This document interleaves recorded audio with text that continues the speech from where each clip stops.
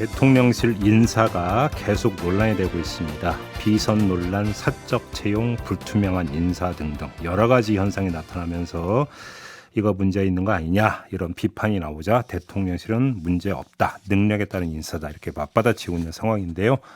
이 문제를 비롯해서 원구성 협상 문제도 있고요. 탈북어민 북송 사건 문제도 있는데 두루두루 이분께 좀 입장 들어보도록 하겠습니다. 더불어민주당 원내 수석부대표를 맡고 있는 진성준 의원 연결하겠습니다. 나와 계시죠? 네, 안녕하세요. 네, 안녕하세요. 의원님도 청와대에 계셨었잖아요. 네, 그렇습니다. 그래서 한번 좀 질문 드려보겠는데요. 청와대 직원들은 어떻게 채용이 됩니까?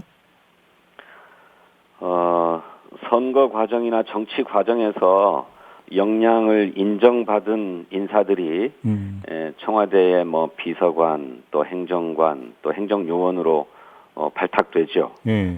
그런데 그 발탁되어도 그냥 바로 임명되는 것은 아니고 한 1개월, 2개월 정도의 검증 절차가 있습니다.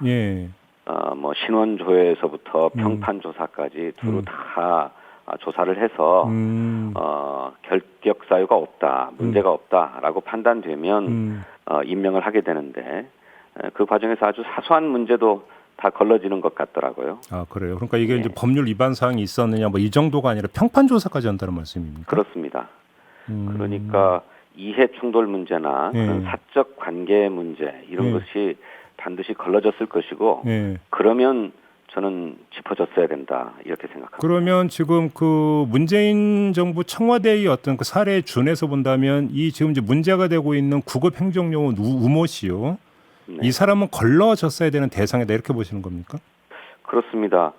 그 직원의 부친이 친아버지가 강릉시의 선거관리위원이었다는 것 아닙니까? 네네. 그리고 이분이 청와대 대통령실에 추천된 게 권성동 원내대표가 장제원 의원에게 압력을 넣다시피 해가지고 추천했다는 거잖아요. 네.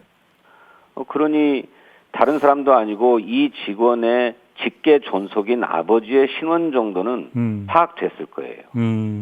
그러면 정치적으로 중립을 엄격하게 지켜야 될 선거관리위원회 자제가 더구나 권성동 원내대표는 그 지역구의 국회의원인데 권성동 원내대표의 추천을 통해서 들어왔다고 하면 한 번 더 생각해 봐야 될 문제죠. 그 관련해서 지금 대통령실 관계자의 멘트에 따르면 그러니까 파악이 됐던 것 같고 그러니까 아버지가 선관위원이라는 게 결격 사유는 아니다라는 멘트가 나왔거든요. 그럼 파악을 하고 있었다는 이야기 아닙니까? 그렇습니다. 그러니까 법률적인 결격 사유는 아닐지 몰라도 대단히 부적절하지요. 근데 권성동 의원은 관련해서 아버지와 아들은 별개다 이렇게 주장을 했던데. 아버지와 아들은 별개인데 그 아들을 추천한 게 누굽니까? 권성동 원내대표 아닙니까? 권성동 원내대표는 강릉시를 지역구로 두고 있는 분이고 그 강릉시의 선거관리위원회 아들이잖아요. 사선을 지내면서 아주 그 친분이 두터웠던 것으로 보여요. 그런 사람을 자신이 추천했다는 거잖아요. 근데 조금 전에 저희가 하태경 의원하고 인터뷰를 했는데 하태경 의원 같은 경우는 아니 정당 추천도 있다. 선관위원 중에는 이 점을 강조를 하던데요. 아니 물론입니다. 정당 추천 목세 선거관리위원이 있지요. 그런데 거듭 말씀드리지만 그 권성동 원내대표의 얘기입니다. 장제원 의원에게 거기를 좀 넣어달라라고 부탁을 했더니 자리가 부족해서 못한다라고 했는데 그러지 말고 좀 넣어달라고 했더니 나중에 보니까 7급이 정도는 해줄 줄 알았는데 9급이더라. 이렇게 얘기하지 않았습니까? 그러니까 다른 누구도 아니고 권성동 원내대표가 강릉시의 지역구 국회의원인데 그 강릉시의 선거관리위원회 아들을 어떻게 그 아들을 알았는지 몰라도 성실하다고 하면서 실세라고 하는 장제원 의원에게 추천했다는 거잖아요. 그러면 이게 누구 추천인가도 청와대 인사검증 과정에서는 다 고려하게 됩니다. 그러니까 추천자도 다 그 파악을 합니까? 물론입니다. 그런 사람을 버젓이 임명해놓고 무슨 문제냐? 도무지 이해가 안 되고요. 이거는 권성동 대표의 이해충돌 문제를 법적으로도 따져봐야 될 문제다 이렇게 생각하고요. 그런데 국민의힘에서 나온 이야기에 따르면 이게 이해충돌방지법 그 시행 들어가기 전에 일인 것으로 그러니까 이야기를 하던데요. 그 시점도 한번 따져봐야 되겠습니다. 추천을 그렇게 했을지 몰라도 임명은 5월 10일에 취임해서 곧바로 임명된 게 아니거든요. 그 한두 달 정도의 검증 과정을 거친다고 제가 말씀드리지 않았습니까? 예. 임명 일시 같은 걸 다 따져봐서 법적으로도 체크해봐야 될 문제라고 생각하고요. 또 하나 주목해야 될 점은 장제원 의원이 대통령실 직원 인사를 다 하고 있느냐는 겁니다. 장제원 의원이 대통령 비서실장인가요?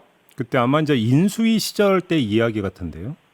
인수위 시절에 대통령실을 다 짜는 모양이죠. 그때 이제 비서실장을 하면서 인사 부분을 좀 이제 핸들링했던 거 아니냐 이런 이야기인 것 같은데요. 네, 그렇게 해서 광범위한 후보군을 놓고 대통령실 직원을 선발하는 과정은 대통령실 주관으로 이루어졌을 것 아닙니까? 네.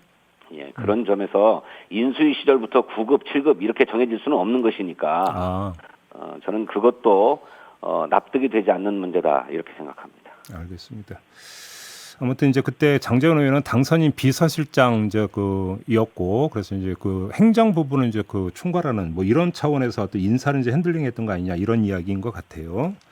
알겠고 이제 우씨 경우를 넘어서 지금 이 인사 논란이 된 케이스가 여러 가지가 있지 않습니까? 그렇습니다. 그럼 의원님이 보시기에 지금 대통령실 인사에 있어서 가장 큰 마인드상의 문제가 뭐라고 보세요? 한마디로 공사 구분을 못하는 그야말로 빈약한 공적의식의 문제라고 생각합니다. 윤석열 대통령은 선거 과정에서 선거라는 게 패밀리 비즈니스 아니냐 이렇게 얘기한 적이 있어요. 예. 선거가 가족 사업이란 말이죠. 그러면 선거가 끝난 후에 대통령이 되고 나면 대통령실은 패밀리 컴퍼니, 가족 회사란 말입니까?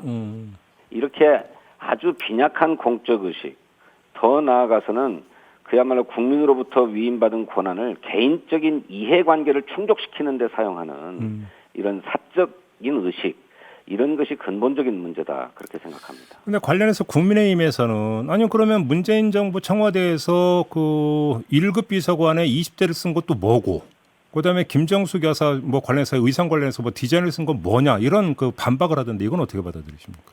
그러니까 선거 과정이나 정치 과정에서 능력이나 역량이 인정된 분들은 그렇게 발탁하는 게 통례입니다. 그것을 탓할 수야 없지요. 그런데 그렇게 역량이 있는 인재가 과연 적절한 인사냐, 이해 충돌의 문제는 없느냐, 또 사적 관계는 고려해야 될 대목이 없느냐 하는 것을 면밀하게 따져봐야죠. 그래요. 알겠습니다. 자, 이 문제는 이 정도로 마무리를 하고요. 네. 원구성 협상은 언제 타결되는 겁니까, 의원님? 글쎄 이게 장기화되고 있어서 저희들도 참 속이 탑니다. 재헌절 지났거든요. 예, 재헌절까지는 원구성 협상을 완전히 마무리하자는 게 여야 간의 공감대였는데 네. 과학기술정보방송통신위원회 과방위 과방위 문제가 정리가 안 되면서 계속 시간이 길어지고 있습니다. 자, 그럼 우리 애청자 여러분들이 이해를 돕기 위해서 제가 간략히 일단 상황 정리하고 질문을 좀 드릴게요. 그러니까 문제가 됐던 법사위원장 자리는 그러면 또 국민의힘한테 양보한다. 민주당 입장에서. 네. 그리고 사개특위 같은 경우는 지금 뭐 동수로 하고 위원장은 야당이 맡고 대충 잠정 합의가 이루어진 상태다. 남은 건 행안위원장과 과방위원장 두 자리인데 국민의힘에서는 둘 중에 하나만 골라라고 민주당은 두 개 다 가져야 된다. 여기서 지금 막혀있다. 이렇게 정리하는 게 맞습니까? 네. 그런데 한 가지 더 말씀드리고 싶은 것은 행정안전위원회는 이미 여야 간에 정리가 되어 있는 문제입니다. 어떻게요? 행정안전위원회를 민주당이 맡는 대신에 국회 운영위원회를 국민의힘에서 맡는다. 하고 양해가 되었는데 과방위 문제가 걸리면서 다시 행안위를 들고 나오는 거예요, 국민의힘이. 그런 건가요? 네. 그래서 전체적으로 상임위원장 배분 문제와 관련해서는 저희들이 법사위와 국회 운영위원회를 이미 선양보했고 정부 견제를 위해서 최소한 행정안전위원회와 과학기술방송통신위원회는 민주당이 맡도록 하고 그 외 나머지 상임위원회는 국민의힘의 선택에 맡기겠다. 이렇게 했는데 과방위원회를 지금 국민의힘이 양보하지 못하겠다. 자신들이 맡아야 되겠다. 이렇게 주장하고 있는 거죠. 역시 뭐 지금 다수의 언론이 분석하는 것처럼 결국 방송 문제 때문인 거죠. 이 자리가 지금 쟁점이 되고 있는 건.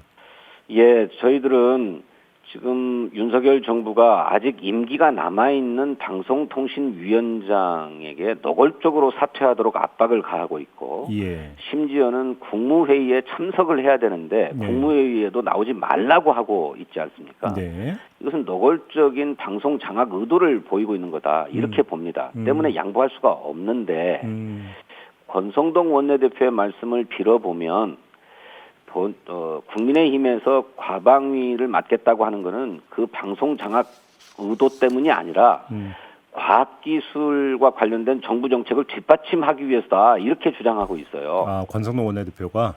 네네. 예. 그래서 근데 과학기술 관련해서 지금 뭐 여야가 입장차가 있습니까? 정책적으로? 그 입장차가 없지요. 그래요. 그래서 민주당이 과학기술 방송정보통신위원회를 맡는데 별 문제가 없는데 그런 주장을 하니까 국회의장께서 중재안을 내놓았습니다. 어떻게요? 그래서 그러면 과학기술 방송정보통신위원회가 두 개의 정부기관을 소관하는데 예. 하나는 과학기술정보통신부 또 하나는 방송통신위원회. 그렇죠. 그러니 이 중에서 방송통신위원회를 분리해내어가지고 과학기술부를 희망하는 국민의힘의 요구도 만족시키고 또 방송통신위원회를 소관해야 되겠다고 하는 민주당의 요구도 만족시키는 절충을 해보자라고 하는 중재안을 내놓고 상임위를 두 개로 쪼개 자르는 절충 아닙니까? 상임위를 그렇죠. 결국 쪼개자는 말씀이죠. 그런 그 중재안이 나왔습니까? 근데 이건 이제 국민의힘이 거부했습니까? 그러면? 국민의힘이 그에 대해서 검토하려면 정부하고도 협의를 해야 되고 뭐 이런 이유 때문에 시간이 많이 걸린다 해가지고 한마디로 거부한다가 아니고 시간이 많이 걸린다 해서 좀 소극적인 입장을 보이고 있는 상황입니다. 알겠습니다. 한번 근데 그 관찰자 입장에서 지금 이제 그 원내 의석수에서 차이가 많이 나잖아요.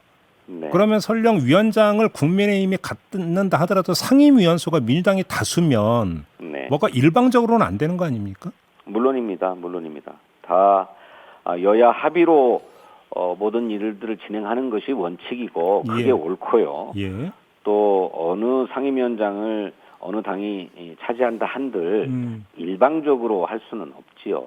근데 다만 상임위원장이 상임위원회의 소집권을 가지고 있기 때문에 긴박한 필요에 의해서 또 정부의 감시와 견제를 위해서 상임위원회 소집의 필요성이 있을 때 아무래도 여당이 상임위원장을 맡고 있으면 상임위원회 소집이 좀 원활치 않은 측면은 있지요.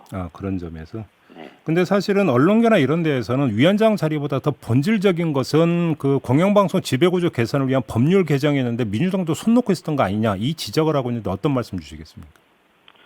그렇지는 않습니다. 저희들은 이미 방송의 지배구조를 개선하기 위한 방송법 개정안을 당론으로 확정해 가지고 있고요. 이 문제를 전반기 국회에서는 미디어 방송 특별위원회에서 여야 합의를 해보려고 했는데 여야 합의가 여의치 않았습니다. 그래서 국회에서 합의로 법안을 처리하지 못했고 그래서 민주당은 당론을 가지고 있고 이 당론에 따라서 원래는 과학기술방송정보통신위원회가 소관하는 법률이기 때문에 이번에는 반드시 그 법안을 처리해야 되겠다라고 생각하고 있습니다. 이번에 처리한다. 알겠습니다. 이 탈북민 북송 문제 좀 여쭤봤는데 시간이 다 돼서 이건 좀 다음 기회로 미루고요. 인터뷰 여기서 마무리를 해야 될 것 같네요. 고맙습니다, 의원님. 네, 감사합니다. 네, 더불어민주당 원내 수석부 대표를 맡고 있는 진성준 의원이었습니다.